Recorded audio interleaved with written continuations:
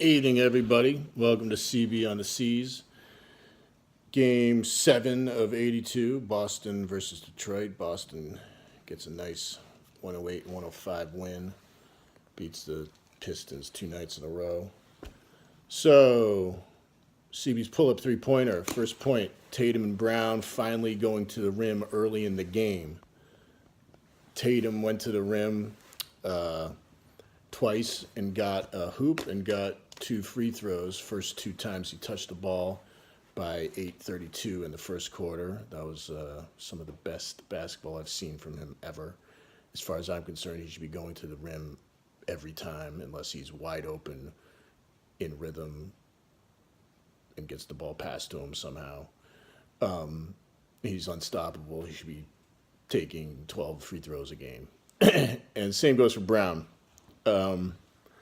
They're different sized players, but Brown, I see Kobe every time I see Brown move, and it makes me mental when he doesn't score 25 points a game, or at least get more involved and go to the rim every time he touches the ball. Second point in CB's pull-up three-pointer. The lead, Celtics had a nice 10-point lead in the third quarter, and Blake Griffin started to affect the game a little bit offensively. Started getting hot, and Stevens promptly inserted Smart into the lineup and put him right on Griffin and shut him down 2 possessions in a row. That was very enjoyable to watch. It was classic Marcus Smart. No better on-ball defender in the league, as far as I'm concerned, can defend anybody.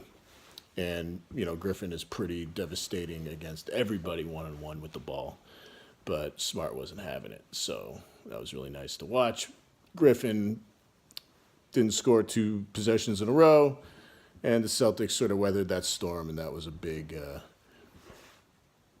key in the game, especially in the third. And stat of the night. So far this season, Kyrie his effective field goal percentage has been 43%, and tonight he went bonkers and he shot his effective field goal percentage was 70%, and that's way more like it. It was pretty classic Kyrie display. Didn't really put a foot wrong except for one of those late minute drives in the fourth quarter. Sort of one of the final possessions, he sort of fumbled the ball or got the ball back and made a desperation fadeaway 18-footer that he missed. But aside from that, he was 10 for 16 from the floor, 4 for 7 from the arc, 7 for 8 from the line, 31 points, pretty great.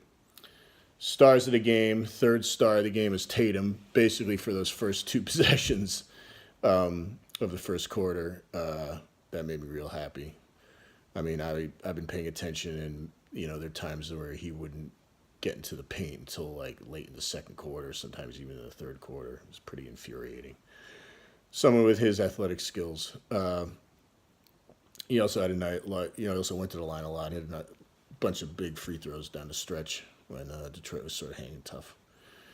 And second star is an interesting one, Stanley Johnson. He had a really good game last game, really good game today too. And what was really impressive about his game tonight to me was that he picked up his 5th foul with about 6 minutes left to go in the game. And Dwayne Casey left him in the game, and he didn't foul out.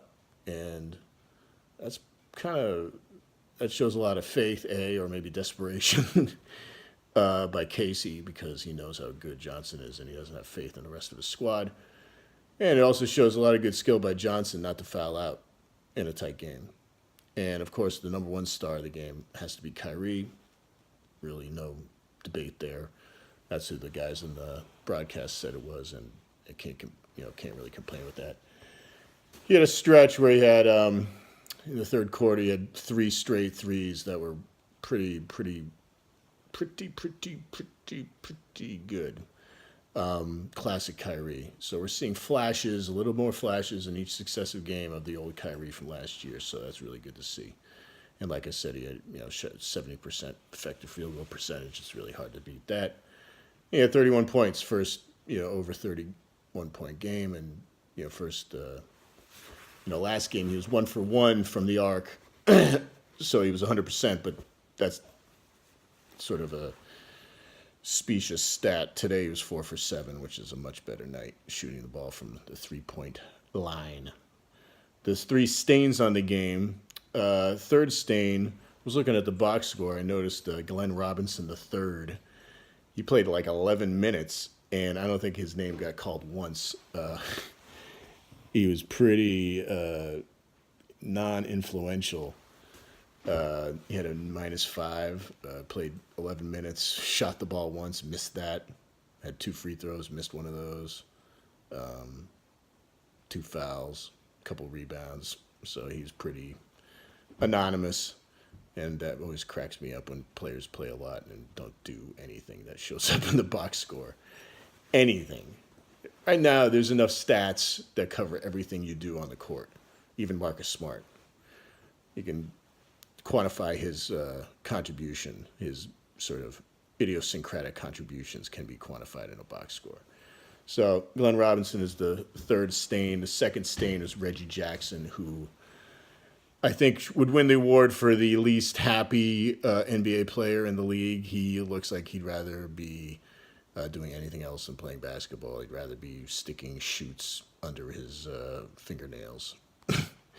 And the number one stain on the game, I'm sad to say, is Hayward. I don't really know what he does so far this season or what he's doing so far this season to help us. He's not exactly playing crunch time, but he is starting, and he is playing a lot of minutes. He goes in and out of there situationally down the stretch for his shooting and his defense or lack thereof. But, he played 26 minutes. Was 3 for 10, 0 for 2 from the arc, didn't get to the line, had a few rebounds, no fouls. That shows a lack of engagement defensively, especially if you played 26 minutes, not pick up one foul. That's the kind of stuff that, LeBron used to do. That made me, crack me up. Anyway, I think Hayward, Stevens is trying to, run him out there, get him reps, get him minutes, see if he gets his mojo back. So far, it's not working. I wouldn't be upset if they sort of dialed back his minutes and sort of made him earn his minutes at this point. We'll see what happens on that West Coast swing, see if anything changes with his minutes. But that's definitely something to keep an eye on. Okay, so CB's closeout is a restaurant recommendation. It's a place called Little Big Diner. It's in Newton Center. It's on 1247 Center Street. And it's a ramen joint, very small restaurant, excellent ramen. It's sort of, there's this trend to sort of, small Asian restaurants with a little bit of a diner aesthetic attached to them.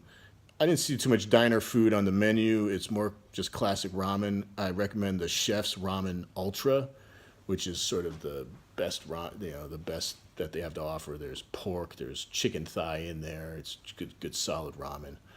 And it's really hard to say good solid any restaurant in this town because the restaurants are so terrible.